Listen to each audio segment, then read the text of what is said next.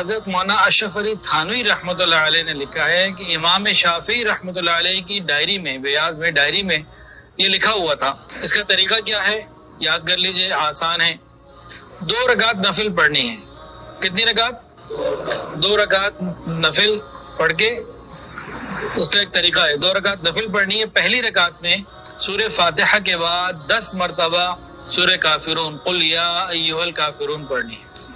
دوسری رکعت میں سورہ فاتحہ کے بعد 11 مرتبہ سورہ اخلاص، قل هو اللہ احد، یہ پڑھنی ہے۔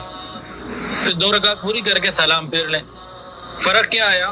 پہلی رکعت میں سورہ فاتحہ کے بعد 10 دفعہ قل یا ایھا الکافرون پوری سورت، اور دوسری رکعت میں سورہ فاتحہ کے بعد 11 مرتبہ سورہ اخلاص پوری سورت۔ سلام پھیر لیا، مکمل ہو گئی بات۔ اس کے بعد سجدے میں جانا ہے، اور سجدے میں 4 کام کرنے، 3 چیزیں پڑھنی ہیں، کرنے والی پہلی ہیں، اس کے بعد دعا مانگنی ہے اپنی زبان میں۔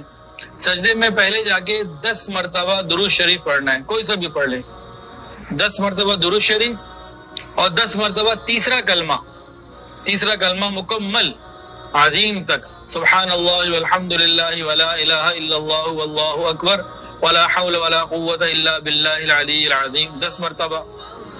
اس کے بعد تیسری چیز بھی 10 مرتبہ ہی ہے، ربنا آتنا فی الدنیا حسنہ وفی الآخرۃ حسنہ وقنا عذاب النار، 10 مرتبہ یہ دعا ہو گئی۔